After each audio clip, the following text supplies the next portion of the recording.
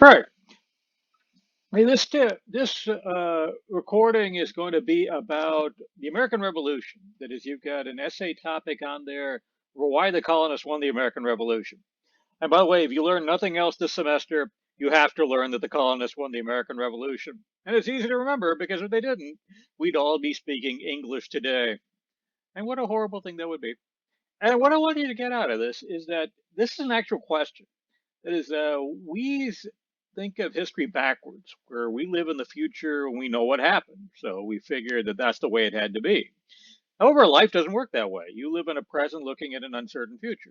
And oftentimes the people involved don't see what's coming, and the future is made up as you go along. So in this case, we're going to be looking at the American Revolution, a war that the United States did not necessarily have to win, and this country that we live in today didn't necessarily have to exist. So I'm going to be looking and going into why it was that America won the American Revolution. And how I'm going to explain it is by using this chart over here for you to write it down as a piece of paper. This chart represents the Babu Srinivasan theory of war. It is my theory, so I named it after myself, Babu. So if you do your own theory of war, you could name it after yourself as well, though I would go with Babu because Babu is cooler. Anyway, uh, you see on here a chart, and the basis of this is the idea that if your side wants to win a war, you have to have two things. One is an ability to fight. That means you just need the stuff you need to fight with: weapons, manpower, food for your people, money to fight with, supplies. Right? If you don't have those things, it doesn't matter how bad you want it, you ain't going to win. But having the ability isn't enough. You also need the will to pay the price of doing the fight. Because when a war goes on, you're going to have people die. You're going to spend money. You're going to lose opportunities. You're going to have physical destruction. And if your side is not willing to pay that price, then your side, no matter how strong it is, isn't going to win.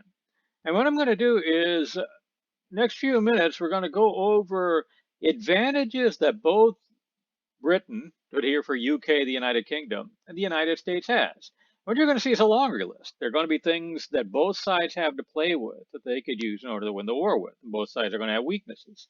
And what we're going to do is show you how you can use this idea that they both need the ability and will to fight to show you why one side was going to wind up winning and one side is going to wind up losing. Right? And let's start by looking at Britain over here. If you are the United Kingdom, you have some tools that you can play with to win this war. And if you use them properly, the United States does not exist. Right? So put yourself in the position of this guy over here. This is King George III.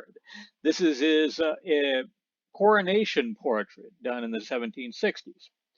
So you are King George, you're sitting in your mansion, and your advisors come to you and tell you that the American colonies are revolting. This is 1775. You go, oh, rather, what canst thou doeth about it? Your advisors will tell you, don't sweat it, we got it covered. Right? Why do they got it covered? Well, this is your battlefield, the 13 English-speaking colonies in the North American continent. Their legislatures have announced that your rule is tyrannical and they want changes. However, you as George III and all your advisors know that those legislatures don't speak for anybody.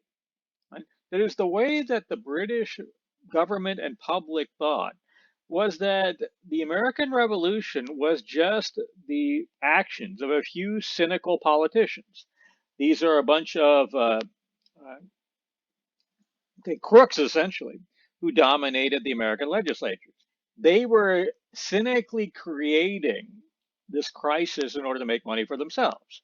However, every good Englishman knew that the people of the colonies loved the king, and that if they were brought together, they would put down this revolt and reunite with the mother country.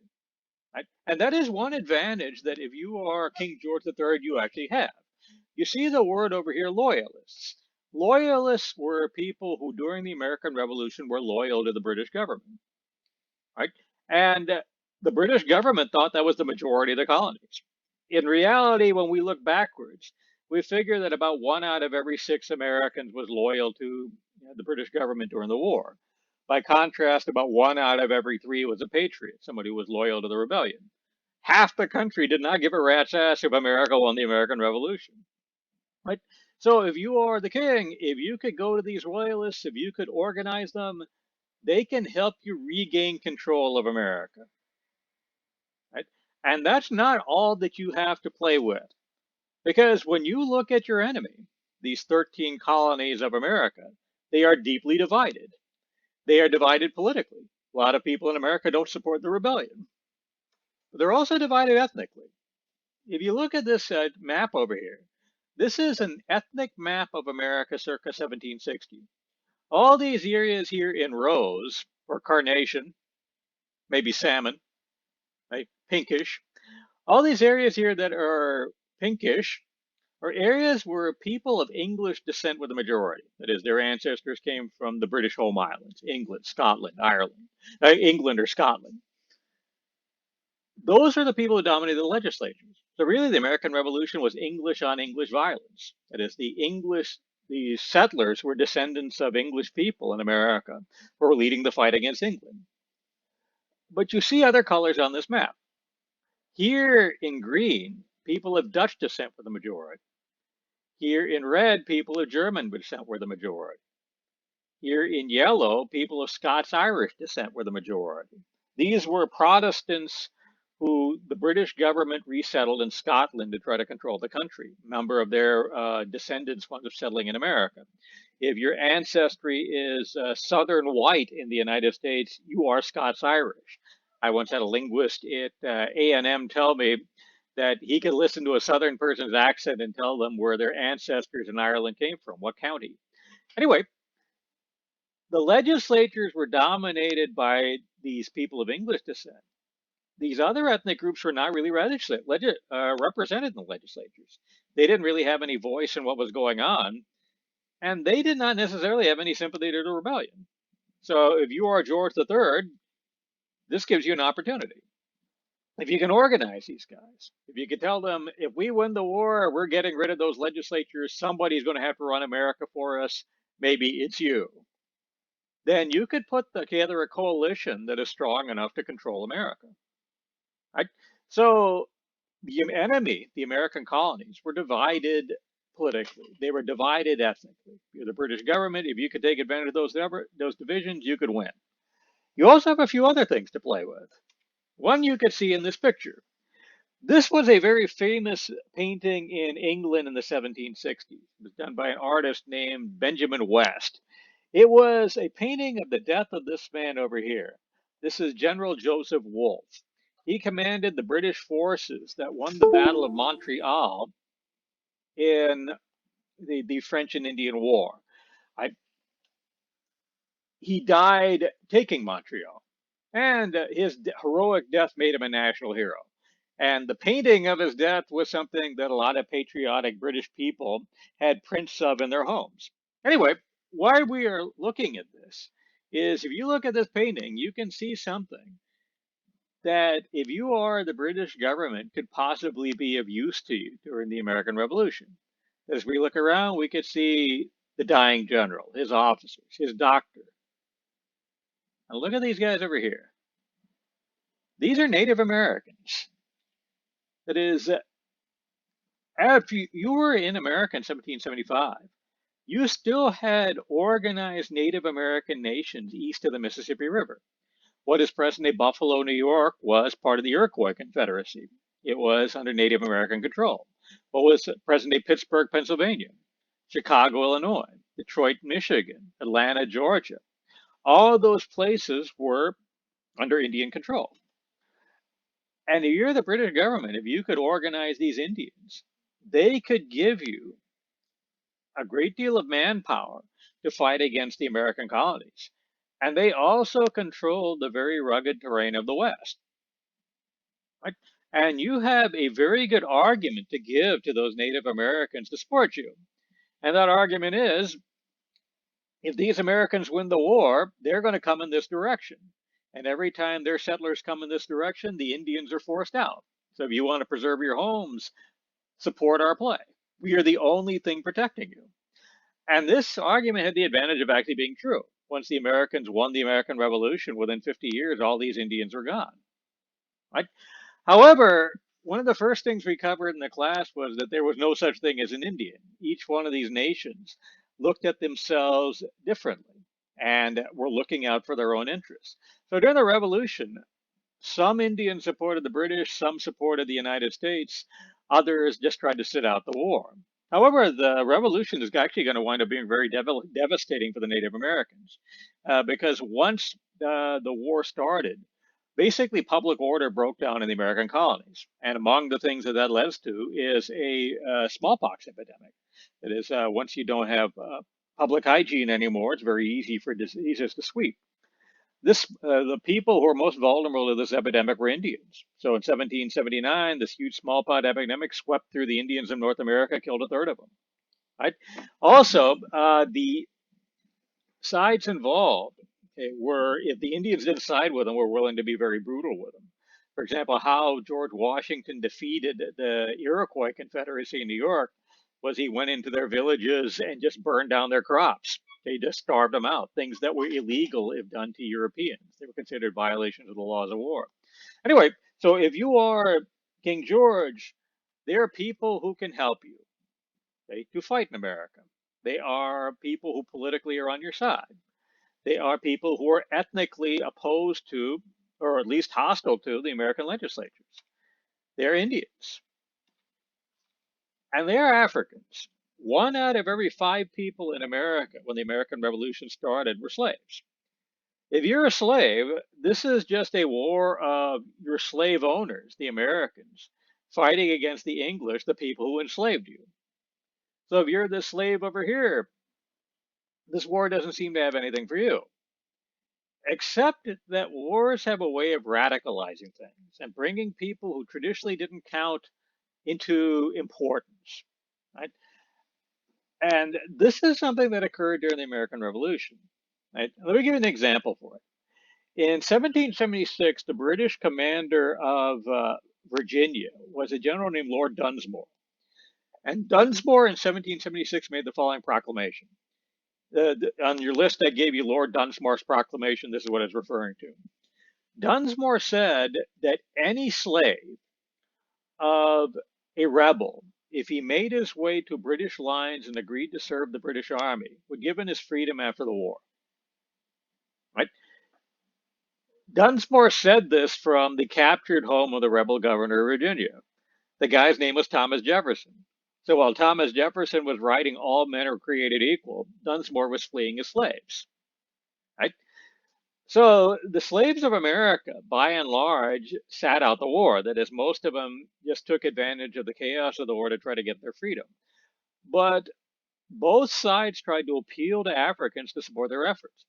George Washington wanted to bringing in slaves into the army. They would wind up being about one out of every four soldiers in the Continental Army was black, something that the history books don't really concentrate enough on. And however, a larger number of slaves fought for the English because the English were fighting them or offering them freedom. The British wound up double crossing them, though. That is, when the war was over, a number of slaves who supported the British war effort were evacuated with the British Army when they left America. Some of them were double crossed and just sold back into slavery in Jamaica. The rest, however, were brought to Nova Scotia, where in Canada, where they formed a colony. Canada is very cold, and the growing conditions there are very bad, so this colony didn't do that well. A number of those Nova Scotia blacks wound up re-immigrating into the United States. Some of them wound up settling in Louisiana. I used to teach at Prairie View, and I had students who were descendants of Nova Scotia people in my classes. However, the majority of them, though, were evacuated again from Nova Scotia in the 1790s and sent to a place called Sierra Leone. Sierra Leone was a colony set up for freed slaves in Africa by the British government.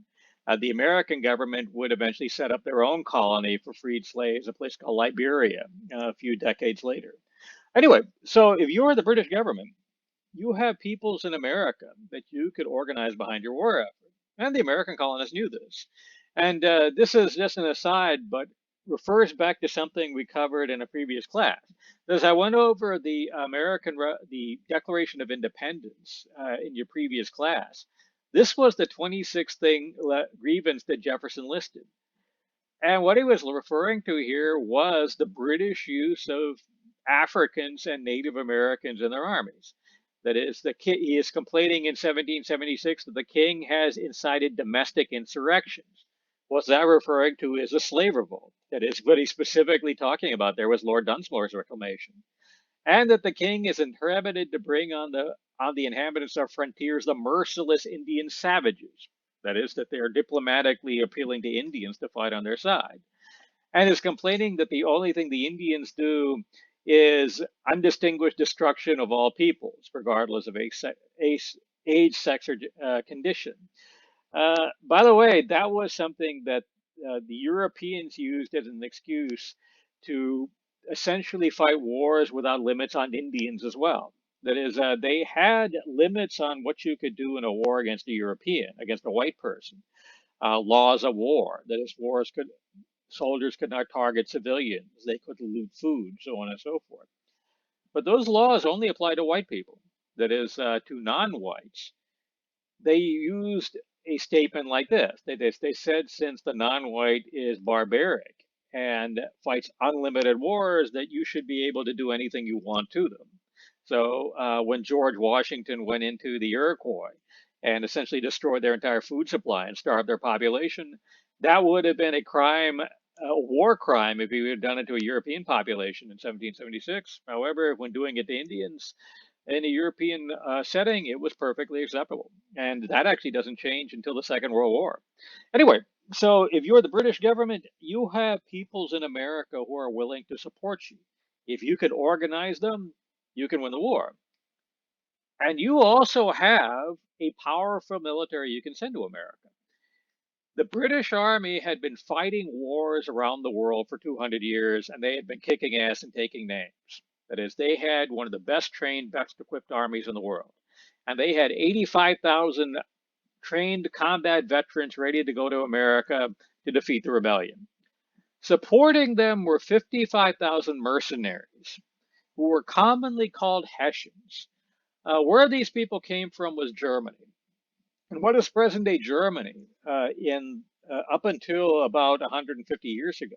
You had what is present day Germany divided up into a series of small kingdoms. Before you have factories, those small kingdoms really didn't produce anything that the rest of the world wanted to buy. So in order to make money, what they used to do was train soldiers and pimp them out to the world. Germany was a historic center for the export of mercenaries. One of these German kingdoms was called Hesse, so commonly a German mercenary was called a Hessian. These mercenaries weren't as well trained or as well equipped as the British regular army, but they were pretty good. And by the way, the British use of them in America was another grievance in the American Revolution. That was the 25th grievance that he was talking about. Jefferson complained about the British use of mercenaries, such as Hessians. So the British had 140,000 combat soldiers, 85,000 the regular army, and 55,000 supporting mercenaries ready to roll in America. And they also had 600 ships in the Royal Navy to back them up. The Royal Navy at this time was the most technologically advanced fighting force in the world. They controlled the seas of the world.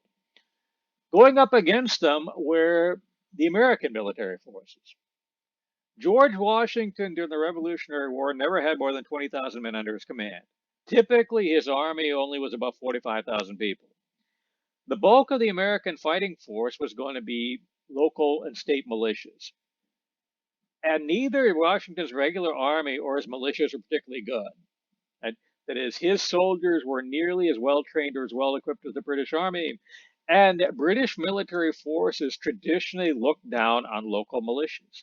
That is, they thought that the American colonial militias were just a bunch of whiners and complainers. They were useless in combat. And to go up against the Royal Navy, 600 ships, the United States Navy had 6. Right? So far, we've got a pretty good argument that the British should win the war. That is, they've got all kinds of things that they can send to America to go in and take control. However, the United States has some advantages too. A lot of the advantages they have just come from where they're fighting. Is the Revolutionary War is going to be fought in America. And the Americans are going to have home field advantage. What is this? How does this give them an edge? Well, for one thing, America is a long way away from Britain. The British are going to have to bring all their supplies and soldiers and send the orders across an ocean. That's going to take a long time, 6 weeks to 3 months. So once those soldiers get to America, as you can see here, America is huge. That is, the battlefield is going to stretch from the Gulf of Mexico down here all the way up to the Great Lakes, from the Atlantic to the Mississippi River. That's a lot of land to cover. And they only have a limited number of men to cover it, 140,000 men. 140,000 men sounds like a lot, especially in comparison to what the Americans have. But is that enough in order to keep control of this entire area? And let me give you something to compare it to. Over the last 20 years, the United States has fought wars in Iraq and Afghanistan. In the classes, we got a number of veterans of those wars, particularly Afghanistan now. During those wars, the United States sent in a much more organized, much better trained, much better funded, much more technologically advanced fighting force into Iraq and Afghanistan what they were up against. And also they had a numerical advantage. The Afghan rebels, the Iraqi rebels never really had that many people, not as many as probably the American fighting forces that were against them. But America couldn't win either of those wars. That is, they could control any place in Afghanistan they wanted, but they couldn't pacify the whole country. They would go to one place, they defeat the rebels there, the rebels would go someplace else. And the Americans would chase after them, then the rebels would keep on moving. The American army became like a dog chasing its tail. You know how many people America sent to Iraq in 2003 in order to put down the Iraqi rebellion? They sent 140,000. Exactly the same number that the British were trying to control America with. And with 140,000 men, the United States could not control Iraq. The Soviet Union tried to invade Afghanistan in the 1980s with 140,000 men. They couldn't control Afghanistan. Right? And the battlefield that the British are going to be fighting in is going to be the size of Iraq and Afghanistan combined. So, with only 140,000 men, they have a lot of ground to cover. And unlike the American military of the 21st century, they only had 17th century technology. That is, the United States in Iraq and Afghanistan had motor vehicles, they had tanks, they had trucks to bring their supplies, they had aircraft overhead, they had helicopters, they had radios to communicate with each other, they had computers, they had spy satellites. All the British are going to have are going to be sailing ships and horse-drawn wagons to carry all their supplies. Their soldiers and their fighting are going to have to be bringing their weapons around on foot over a huge area that is also very rugged terrain. That is, the United States was not highly developed. This area here was forests, mountains, right? Not roads. So the British government has a very difficult proposition. They have a lot of power, but this power has to control a large area. So far, we don't really see a winner here yet. That is, if you look in history, right, you can see that same description that I just said put in a lot of different wars. The United States has fought 3 of those types of wars in the last 50 years, right? And if you look into history, either side of that could win. So what we're going to do is we're going to take all we got, what we've heard so far, and put it back into the chart that I mentioned earlier. That is the idea that if your side wants to fight a war, you need both an ability and a will to fight. Right? So with what we've heard so far, let's see if we could put that in the statement. Now let's start with Britain. The British have an ability to fight in America.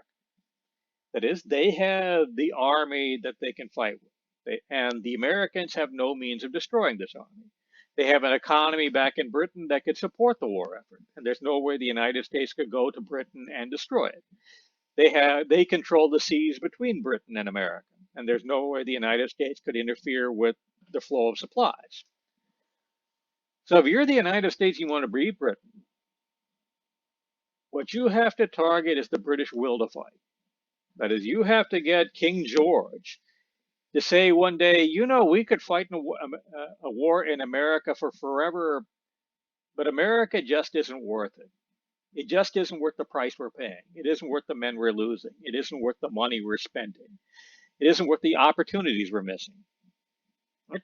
So if you are the American rebels, you have one way to win the war. Right? You devise some type of war effort that will drag the war out long enough. But the British, although they could fight for forever, are going to decide they don't want to fight anymore. Right? If you're the British, on the other hand, you look at your enemy, you see that your enemy just has a bunch of question marks. That is, they have an army, but it's tiny, smaller than yours. You don't know if that army is good enough to give them an ability to fight the war. Maybe it is, maybe it isn't. They have a country that can grow food, but their country doesn't really have any manufacturing ability. Can they produce enough weapons to fight a war with? You don't know. And you also don't know if the Americans have the will to fight this war. Because remember, for all you know, the war is just being generated by a bunch of cynical politicians in America. That the people of America support the British war effort. Okay? Support Britain, are loyal subjects of the crown. If you're a veteran of Iraq or Afghanistan, how many times did you hear the government tell you the same thing? That is, that although the Taliban, the regime dead enders in Iraq were terrorists were out trying to kill you, the people of Iraq or Afghanistan loves you. If you were listening to the news during the wars were going on, you were hearing the same thing every day. So, for all you know, this is true. So if you could go to those people who support your war effort, organize them, you could win the war. But even if the Americans support independence, remember this war is going to entirely be fought in America. So the Americans are going to be having their homes destroyed, their crops wiped out, law and order breaking down in their country. They're going to have to deal with the physical destruction. It's one thing to talk smack before somebody hits you in the face. It's another thing to talk smack once you start getting a beating. Right? So even if the American colonies support the rebellion, will they keep supporting the rebellion when the war gets hard? You don't know. Right? So if we put all this together, if you're Britain, you have a lot of ways to win the war. You could win the war militarily, find that American military and destroy it. You could win the war politically, that is, go to the American rebel leadership. Convince them they got no chance of winning the war, but that they can negotiate an agreement with you. If you can do that, then you win the war. You could win the war politically. That is, you can go around the American leadership. Go to all those peoples in America that that are on your side, the loyalists, the ethnic minorities. If you can convince them that you can protect them, if you can give them enough opportunities that they're willing to make the sacrifices to support your war, then you could win. Or you could win the war by launching a program of destruction. You can destroy their farms. You can destroy their homes. You could make them pay for fighting against you. You can say, you thought what you had before was tyranny. We'll show you real tyranny, baby. Until their will of the Americans to continue the war is broken. Right? So if you put all this together, during this war, the British have multiple ways to win. The Americans have one. If you compare those, you would figure that the British probably should win the war then, because they have more ways to win than the Americans do. However you look at history, it works the other way around. That is, this side of the chart loses more than it wins. This side of the chart, although it looks weaker, actually winds up winning more often.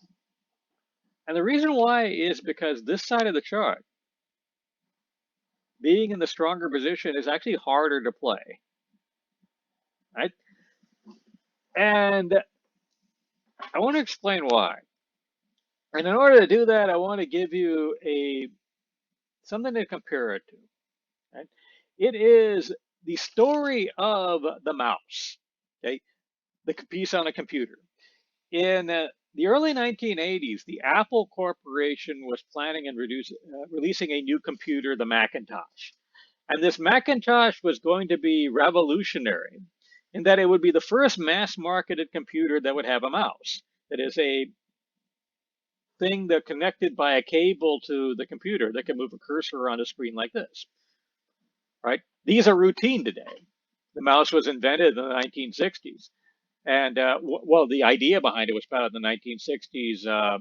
HP had, I mean, not HP, but Xerox had come out with a prototype in the late 1970s.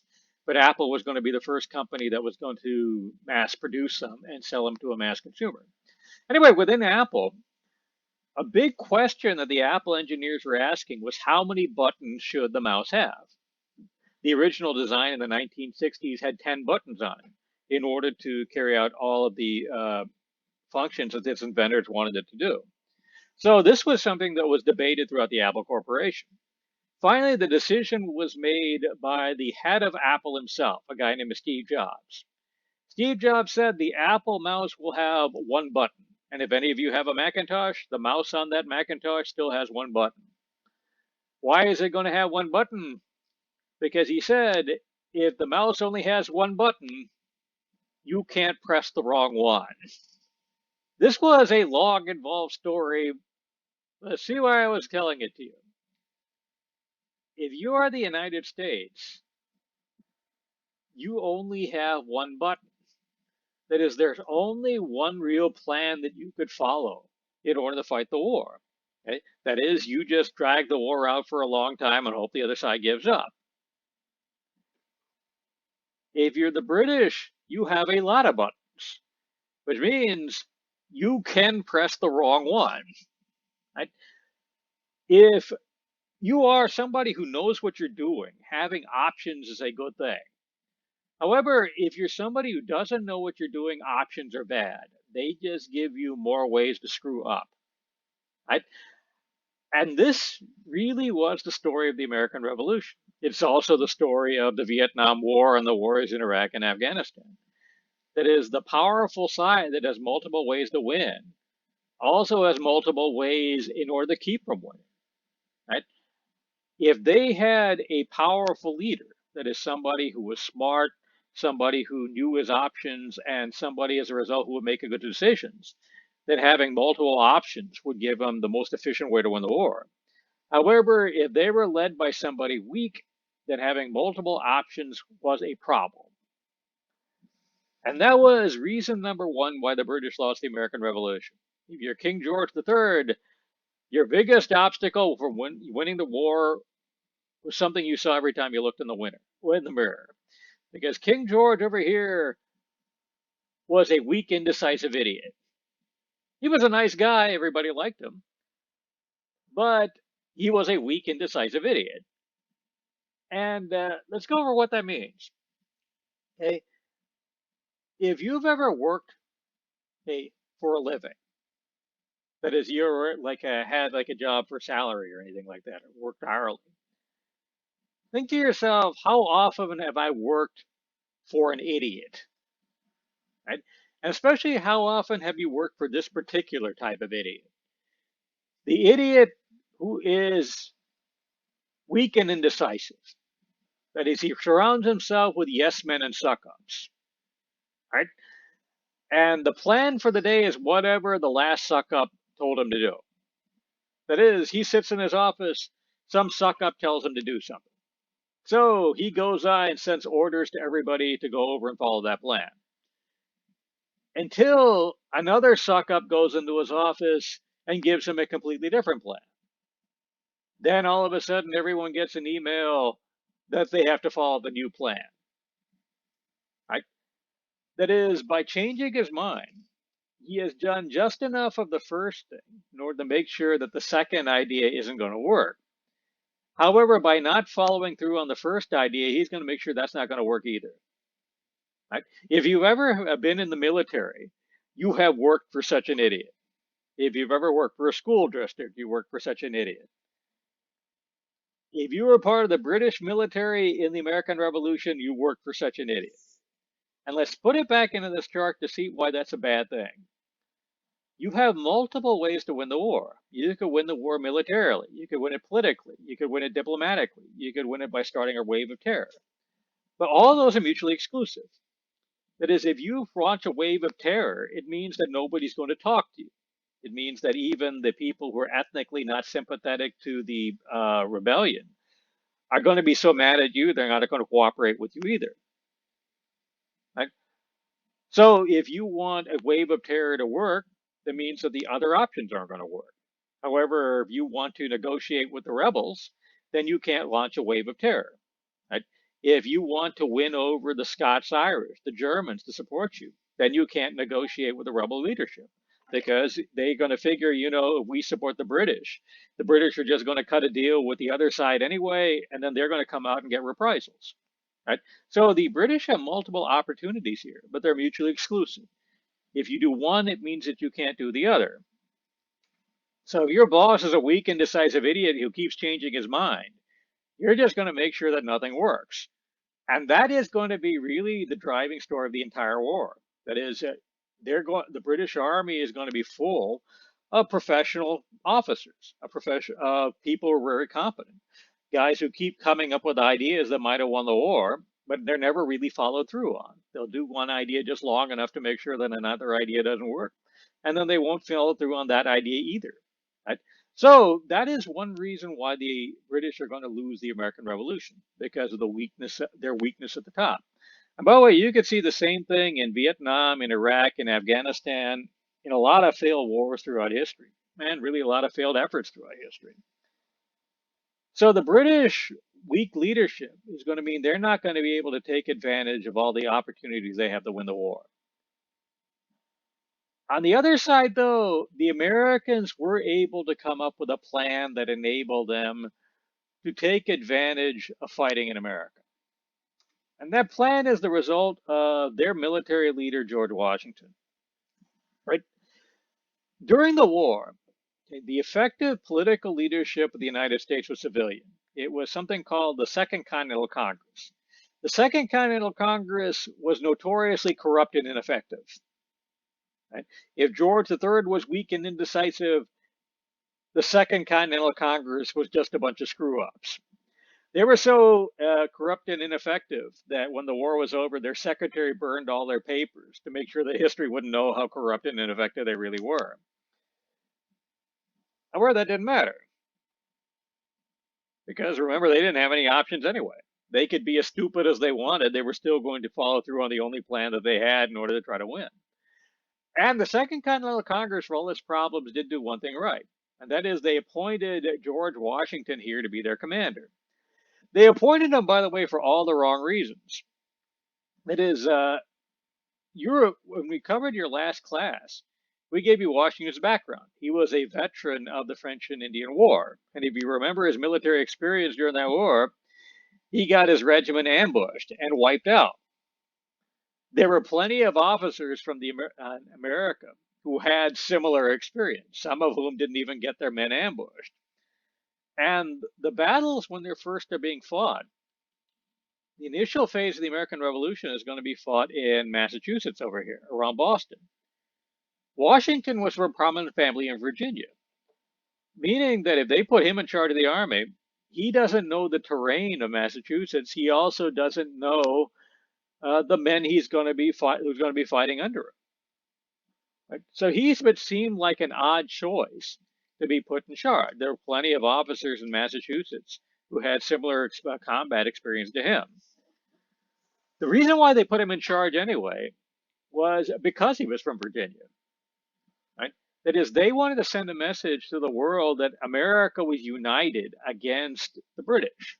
That it wasn't just Massachusetts fighting against the British, it was all 13 colonies against them. So They figured one way to do that was to put a Virginia officer in charge. Also, they were following through on the time principle of fake it till you make it. That is, they wanted America to be united.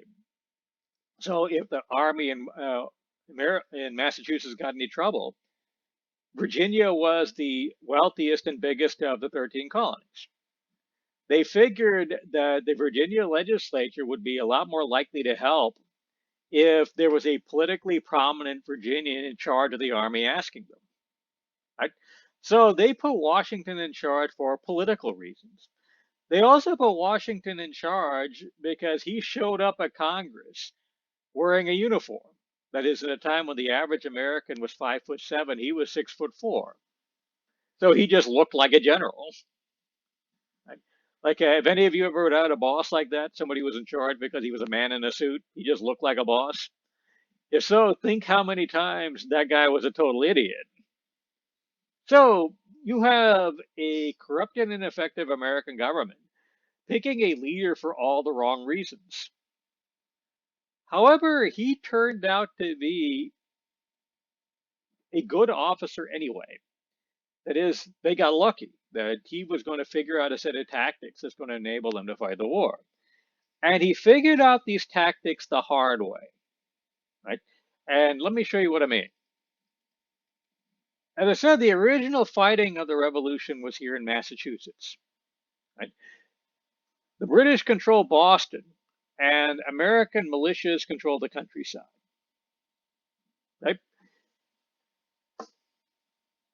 However, the British, to the shock of the world, decided in 1775 that they didn't want to fight in Boston.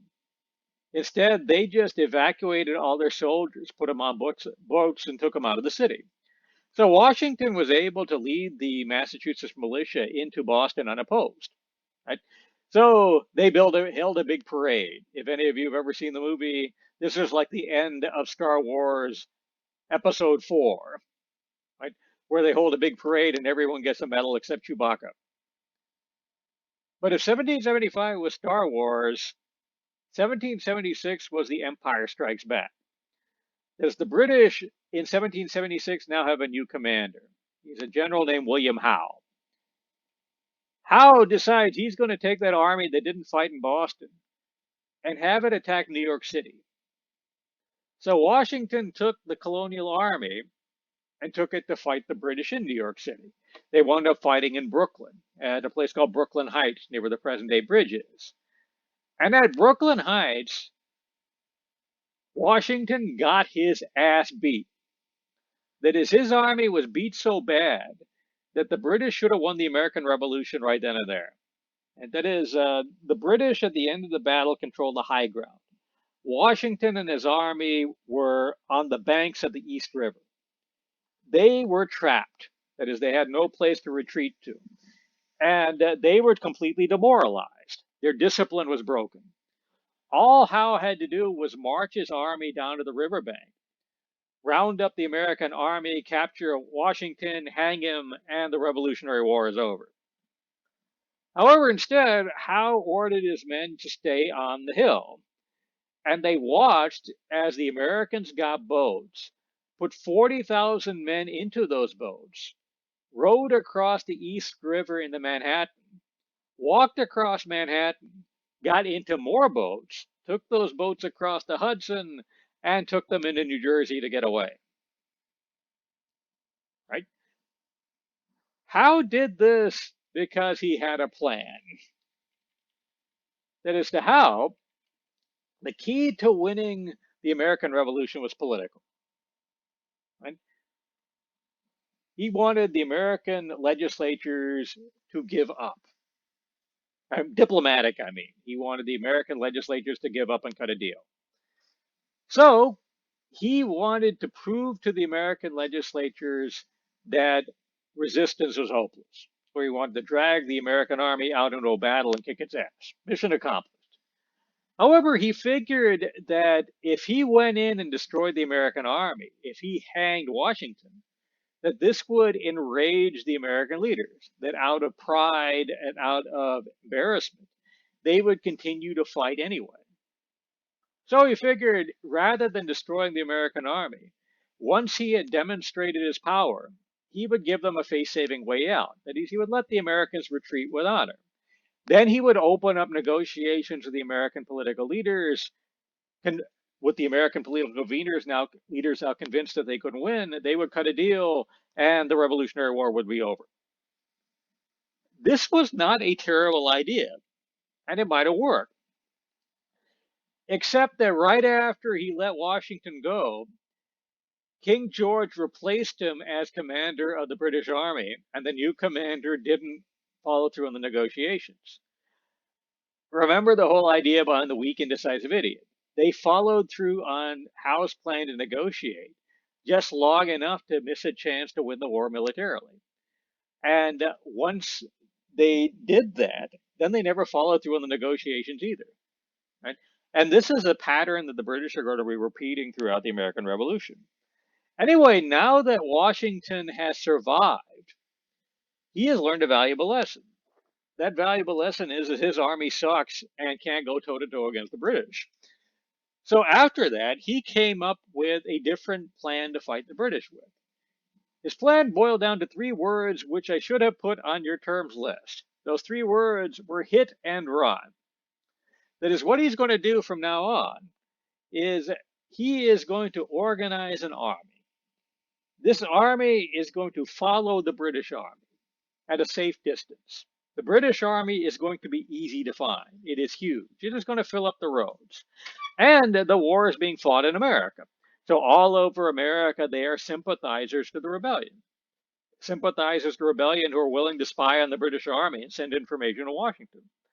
So Washington always knows where the British army is. So he sends his guys safely behind him. If as the British army moves down, Washington will be moving somewhere near them. And Washington will be looking for isolated British soldiers to break away from the main army. Maybe the British will leave some soldiers to garrison a town. Maybe some of the soldiers will just fall behind the main column. That's called a straggler. If Washington sees something like that, he's going to take his men and attack him. That's the hit. And if the main British army turns around to fight, then Washington and his men are going to run away like this. Ah! That's the run. Probably the best example of this was when Howe regained command of his army and tried to attack Philadelphia the following year. Washington made a token effort to defend Philadelphia. But once he did this, he escaped with his main military forces.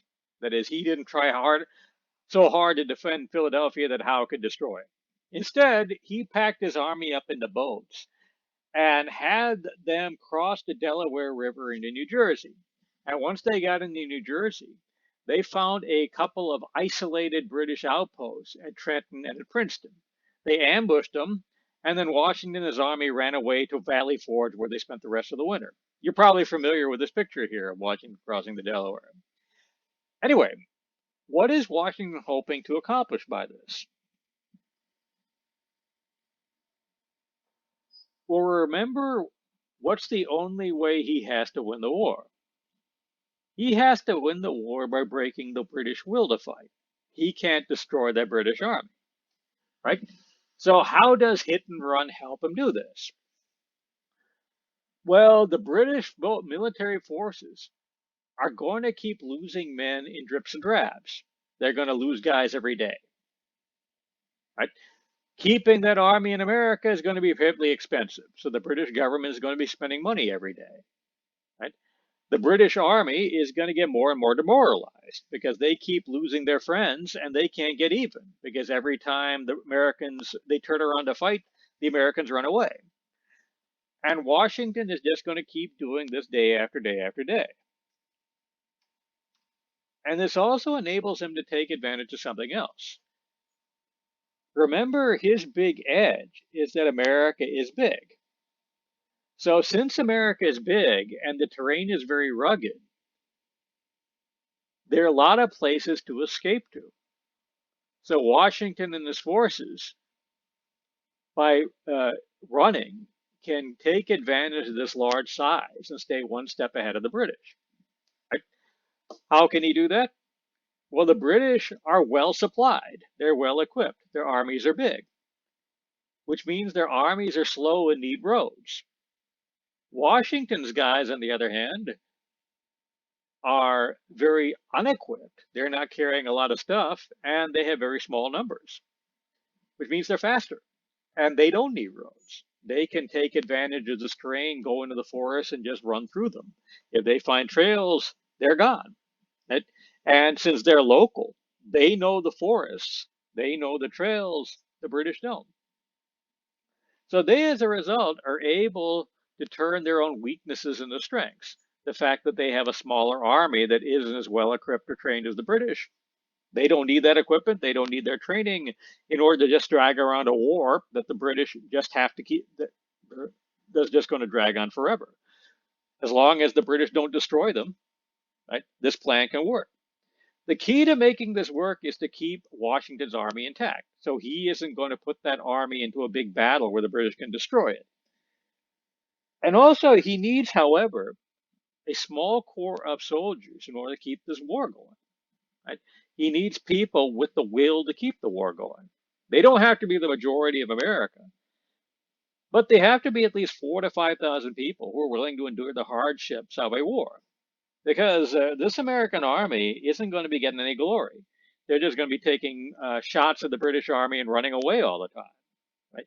They're going to be fighting for a government that's going to be corrupt, and ineffective. So they're going to be going long stretches of time without the government paying them, without the government even providing them food. Right? The typical middle class American isn't going to want to do this because if he's going to have to fight years fighting a war, he can't be back on his farm, keeping his farm going. So his entire farm will fall apart. So what Washington has to do is he has to appeal to the poorest people in America, the laborers of the towns, even freed slaves or escaped slaves. And he has to get them to fight for him. What he has to offer them is 5 words. All men are created equal. That is, he could tell these people that if we win the war, we're going to wind up with a different country. That is, we'll now be living in a world where all men are created equal. You aren't going to be the vulgar herd anymore. You're not going to be scum. You're going to be living in a country where the country is yours. Right? And that's an idea that he could sell that the British couldn't. And there were enough buyers in America that he could make his plan work. That is, he was able to keep with him 4 to 5,000 true believers, people who, whether they were patriotic or believed in this idea of all men are created equal, were willing to stick around and endure the hardships of the war. As long as they kept the will to keep on fighting going, then this war is going to go on. Because as long as Washington's army is there, nobody else could cut a deal to end the war. Right? So by 1777-78, you now have 2 things that are pretty set. You have a British with an ability to keep a war going, and you have an American army that has a will to keep that war going. So the war is going to be decided over which one of these breaks first. Can the British basically cut off this American army from supplies? Can they make sure that the American army does not get enough stuff in order to continue? So ultimately, no matter how bad those fanatics want to keep on fighting, they won't be able to fight anymore. Or are the British going to lose their will to fight first? Is the British going to lose 1 man too many, spend 1 shilling too many? Right? And the decisive event that is going to decide which one of those 2 is going to happen is going to be a battle at a place called Saratoga. Right? So I want to give you the story now of the Saratoga campaign. This battle is going to be fought in 1777. The Saratoga campaign was the brainchild of this general over here. His name is John Burgoyne. Burgoyne in 1777 was the commander of British forces in Canada. And in the spring of 1777, he had an idea. He said what he wanted to do was march his army from Canada south into New York. At the same time, he wanted General Howe from New York City to march north into New York. The 2 armies would meet somewhere in the middle, and they would control basically a solid wall that would go all the way down the length of New York. If he could pull this off,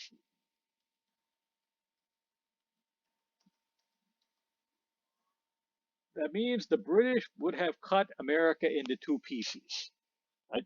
New England on one side and the rest of the colonies on the other. This would have given the British a number of different chances to win the war. Because as of 1777, the hardest core supporters of the war were in New England. That's where the bulk of the soldiers of the army was coming from. However, the food supply in America came from especially New York and Pennsylvania. Right? So if Burgoyne's plan worked, he would have cut the colonial army off from its food. A very good thing to do during a war, especially when you're trying to destroy the ability of that army to fight. Also, it gives the British a number of different options for the future. That is, since this is where the hardcore people in 1777 who wanted independence were, then you could use harsh strategies over here in order to break them. Since you had less support for independence over here, then maybe here you could try to use diplomacy. You could use political tactics in order to try to keep these people in line, keep them within the empire. Right? So what Burgoyne had was a very good idea. And the geography of New York was very good for him to try this. Because what Burgoyne saw was up here in northern New York is a lake called Lake Champlain. The British Army, remember, is big and needs a lot of supplies. So the British can build barges and bring all the supplies with them as they march in this direction. If Howe is going to march from New York City, he's going to be walking along the Hudson River. The Hudson River was navigable by ocean going ships. So he could bring supplies for his armies along the river as he's moving north. Right? So what he had here was an area that could support logistically a British army that, if he could control it, would cut the United States into two pieces.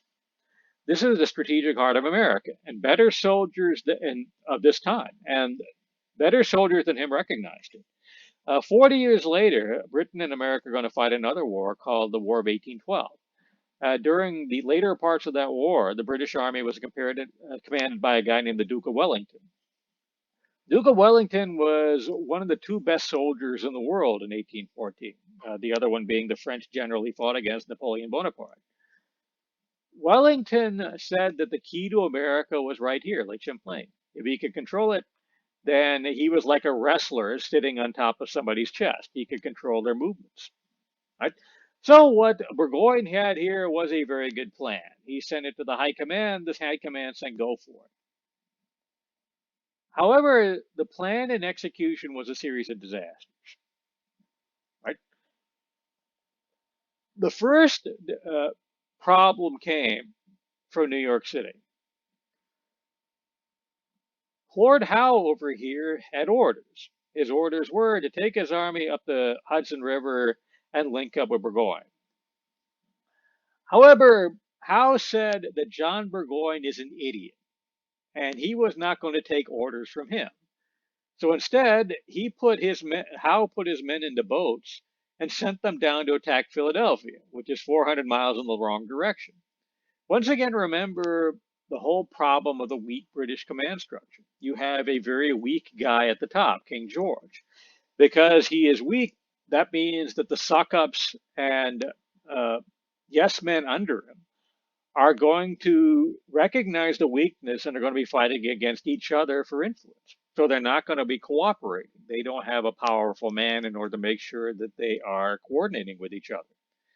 So Burgoyne is on his own. He isn't going to be as execute the plan that way he wants. But his army is strong enough that he still should win anyway.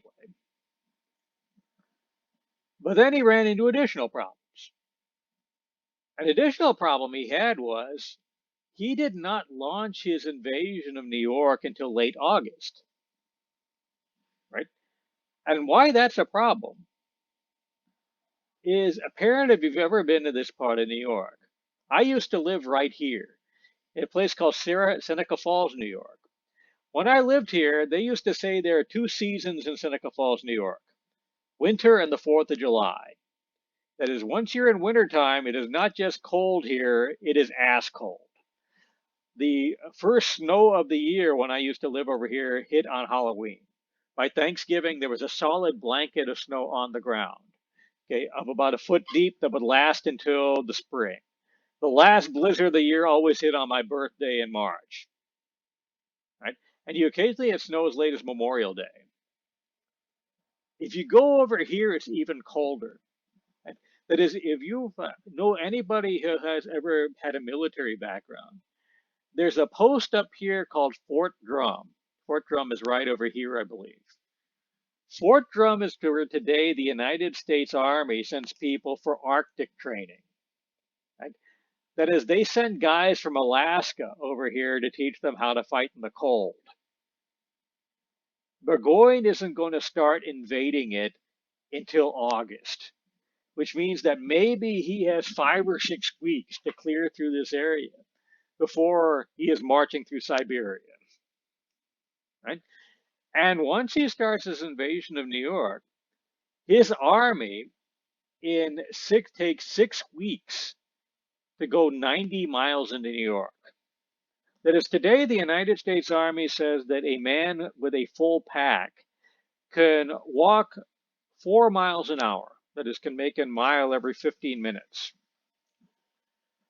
Burgoyne's guys are making 2 miles a day. Why is it taking them so long? Because in addition to his army, Burgoyne also brought along with him 18 wagon loads of his own luggage, a wine collection, a band, 500 people to party with, and his mistress. He was banging one of his officers' wives. They called him Gentleman John because the boy liked to party. Basically, Howe was right. He was an idiot. Right? So he is slowly meandering through New York. His army is making very slow time, and winter is approaching. And even with that, he still should have won. However, he had the bad luck into running into the one American officer in the entire war who actually knew what he was doing. That was a guy named Benedict Arnold. That is, guys like George Washington were decent officers, but they were not military geniuses. Right? Benedict Arnold, however, was very good at what he did. He was arguably the best American officer during the entire war. Which is something that should be kind of surprising if you know who he is. That is, today, if you've heard of Benedict Arnold, what he's most famous for today is being the most famous traitor in American history. Right? That is, in 1778, I believe, or 79, he was commander of an American military force at a place called West Point in New York. He sold it out to the British in exchange for a steamer trunk full of money and a commission as a brigadier general in the British Army. The Americans found out about it in time, so they were able to save the post. However, Arnold here was able to escape, and he spent the rest of his life in London. But in 1776 and 77, Arnold was still one of the good guys. That is, he had seen by now the British Army in action. And when seeing them fight, he saw a tactical weakness of the British Army. Right? And before I tell you what it is, I want you to see what it is. That is, I put up right below this recording a clip from a movie. The movie is called Barry Lyndon. Barry Lyndon was a movie made in the 70s by a director named Stanley Kubrick. Kubrick is considered one of the great directors. He did a movie called 2001. He did Space Odyssey. He did Doctor Strangelove, Full Metal Jacket in the 1980s. A lot of you all have seen that one. Movie called Clockwork Orange. He was a very meticulous director, and he was somebody who was obsessive about being accurate. So in the 1970s, he decided he was going to make a period piece, a costume drama about a man in colonial America who was a veteran of the British Army. It's called Barry Lyndon. And so he hired historians to tell him how the British Army actually looked like. And so what I put on the clip is a scene from that movie where you can see the British Army fighting. So pause here and take a look at that clip. The clip is about 4 minutes long, and see if you can see the same flaw in the British Army that Arnold saw. Right. So let me stop here, and so take the pause, take a look at it, and then come back. Right. If you're back, did you recognize the flaw? That is, what the British Army were doing? The British Army lined up a bunch of guys shoulder to shoulder and had them marching straight forward into people who were shooting at them. They didn't duck, they didn't try to get out of the way, and they were wearing bright red uniforms. While they were marching towards the guy shooting at them, they didn't even shoot back. Usually when I go over this in the class, okay, the people in the class, when looking at this, sit there with their mouths open because they're appalled. They can't believe that anybody would do something that stupid. But that was the way a well trained army would fight in the 1760s. And this was more than just about honor, about proving, about a stupid guy trying to prove he was brave. This was practical. What made that form of fighting practical was the weapons they were using. They were using guns called smoothbore muskets. A smoothbore is a gun where if you look down the barrel, and by the way, I strongly urge you not to do that if you've got a gun, you will just see a smooth cylinder. Today, most guns are rifled. That is, if you look down the barrel, you will see a groove pattern that looks like a light bulb socket. What rifling does is it grabs the projectile as it goes through the barrel and makes it spin. So when the projectile comes out of the barrel, it is spinning and is going very straight. That makes and also the projectile is going very fast. That makes the projectile accurate. With a good rifle, you're accurate to about 300 yards. That's the limit of a man's eyesight. If you've got good optics, you can be accurate far farther than that. If, however, there's no rifling, then there's nothing to catch a projectile as it goes through the barrel. So when the projectile comes out of the barrel, it is going to be spinning, and it is going to be going it is not going to be spinning, sorry, and it is going to be going very slowly. If you ever played baseball, that's what a knuckleball does. Okay. Whereas a fastball is the ball when it comes out of the pitcher's hand is going to be spinning and is going to be going fast and is going to be accurate. So those smoothbore muskets are going to be sending out shots that are going to be very inaccurate. If a rifle is accurate to 300 yards, a smoothbore is only going to be accurate to about 60. And by accurate, that means if you're shooting at a man on a horse, if you shoot your ball at them, your shot will land somewhere on the man or the horse. Right? They knew how to build rifles in 1760. However, typically armies use smoothbores anyway. The reason why they did this was because of metallurgy. That is, the quality of their metallurgy back in those days was very poor.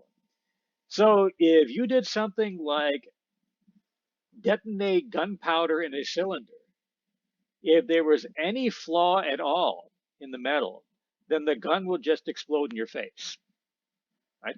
The quality of their metallurgy was so poor back then that they couldn't afford to have an opening in the cylinder. That is, the cylinder had to be continuously cast, because if they had any type of notch at all, the gun was likely to fail there. Which means they couldn't load a gun from the back. They couldn't breech load it. Right? So any loading of the gun they would have to do would have to come from the front. That is, they would just have to drop their projectile down from the front of the gun barrel. If you're using a smoothbore, that means the projectile is just going to fall straight down in the barrel. If you're using a rifling, though, it means your projectile is going to get caught in the rifling. So what that means is you got to take a ramrod and a hammer and beat that bad boy down until it gets to the bottom of the barrel. Your barrel is going to be about 30 to 36 inches long. That's going to take you about 5 minutes to do if you're standing on an open field while people are shooting at you. However, if you use the smoothbore, you just drop the ball in and you're ready to go. A well-trained man can get off about 4 shots a minute. So what the armies of the world did was they traded speed for accuracy. As I said, our shots are going to be inaccurate, and we're going to make up for it by getting a lot of shots. We set up a wall of lead. Each individual shot is going to be inaccurate, but we fire enough of them, they'll hit something. Which brings you into how the British Army fought in your film clip. That is, the best way to accomplish that plan is just to line all your guys up shoulder to shoulder and have them fire at the same time. Each individual shot will be inaccurate, but the wall of lead will hit something. So they would relentlessly train their guys to load, aim, fire at the same time. They would drill after drill after drill to make them do that. Right? There is no point in trying to shoot back, take a pot shot at an enemy soldier as you're marching forward, because you're not going to hit him anyway. Instead, you should stay in your position, maintain your position in your line, and once the line is ready to fire, then they'll be accurate. Okay? You have to be brave, you have to be disciplined, and if you are, then you can win. And on the flat open fields of Europe, this was the way that you won battles. Right? And they would use brutal discipline in order to make sure you fought that way. A typical soldier in the British Army was more afraid of his own officers than he was afraid of the enemy. Because if he broke formation, if he tried to run away, if he tried to duck, if he tried to do like they did in the film clip and help a wounded comrade, then he would be called a coward and a traitor, and he'd be shot right on the field. Right? So the British Army, a professional army, was trained to fight like that. Right? And this was a very effective way to fight on the flat open fields of Europe. But what Benedict Arnold realized was that they weren't fighting in Europe. They were fighting in America. America was very rugged terrain that was heavily forested. Right? So he saw that a different way to fight against the British, something that took advantage of what his men could do. Because Arnold's men were not professional soldiers. They were by and large militiamen. Militiamen were people who were generally small farmers. They only came up with their guns. They enlisted to fight for a day or two. But as farmers, the guns they would have would probably be rifles. Because if you're a farmer, you are going to emphasize accuracy more than speed. Because what are you going to use a gun for? You're going to use it for hunting. If you miss with your first shot, the animal's going to run away.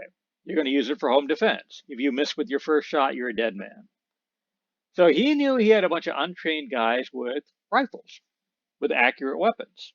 So what he told his untrained guys to do was to go along the road the British Army is going to march down. It's easy to figure out which one it was. There was only one road. He told his guys to hide behind trees and fence posts. And when they saw the British Army marching down the road, to shoot at them. Right? And if you're the British Army, what can you do about it? Right? You could stop in the middle of the road and try to shoot back at an enemy that has cover while you're standing in the middle of the road.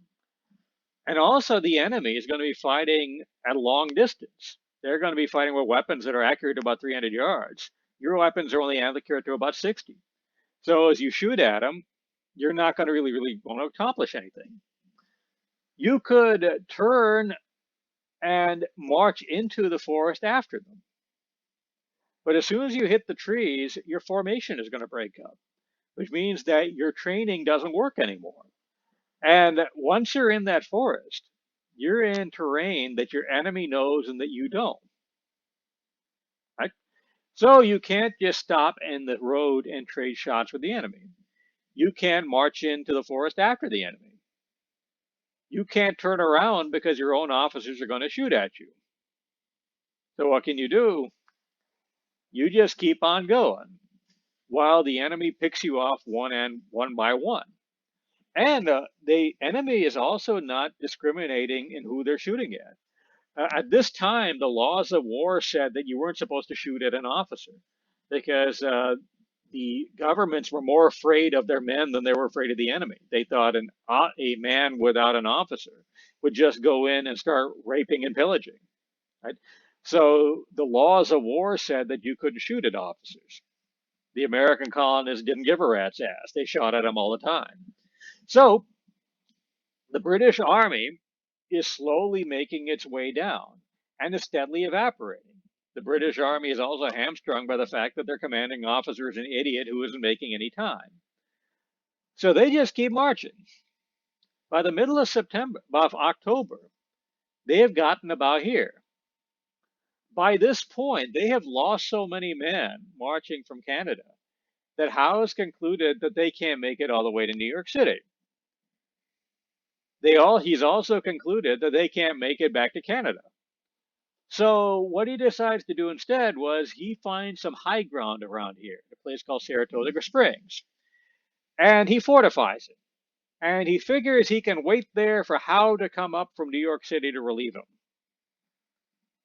But remember, where is Howe? Howe didn't follow his orders. Instead, he went to Philadelphia, which means right, John Burgoyne is in a hopeless position. His army is surrounded, cut off.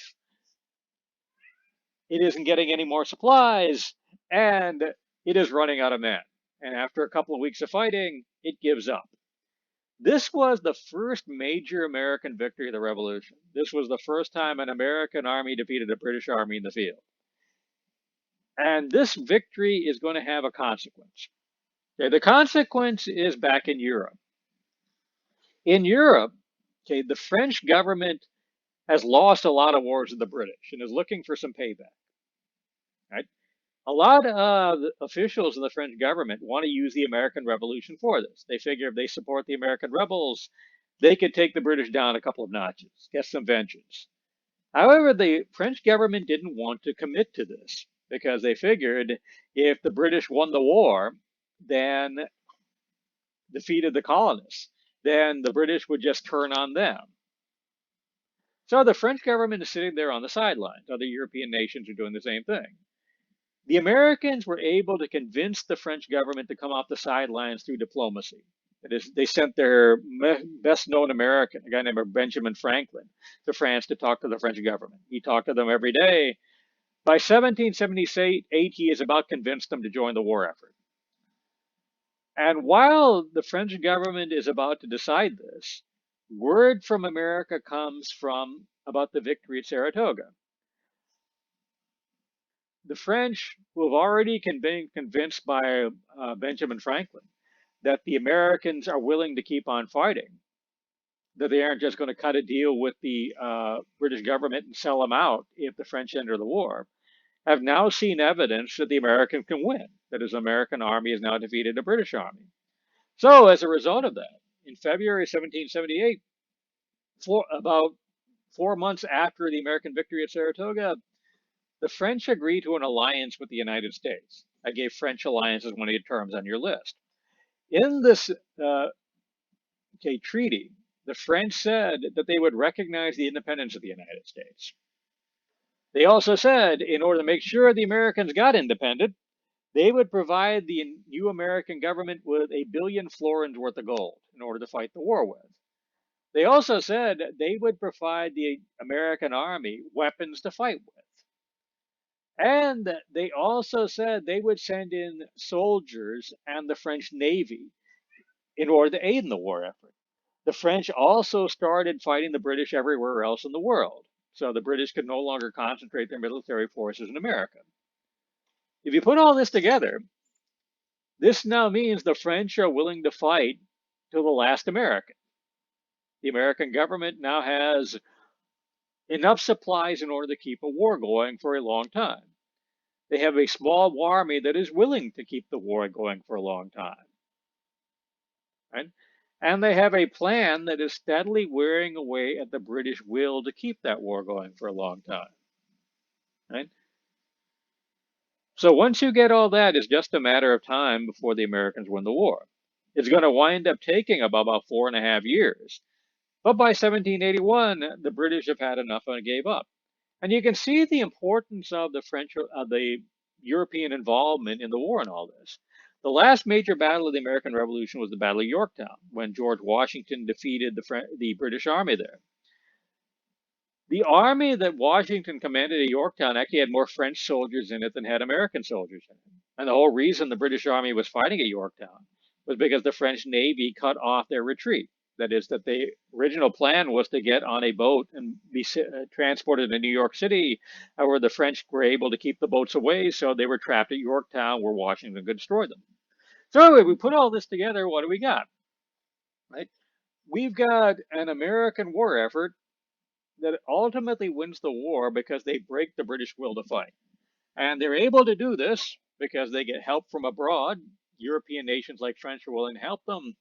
You have a small committed group of Americans that are willing to fight long enough to break the British down. And you have a British government that is weak and ineffective, that cannot follow through on consistent plans in order to defeat the American enemy. Right? So because of this, you wind up with an independent America. And now that America's independent, what are they going to do with the country? That's what we're going to cover in your next class. So let me stop here with this one.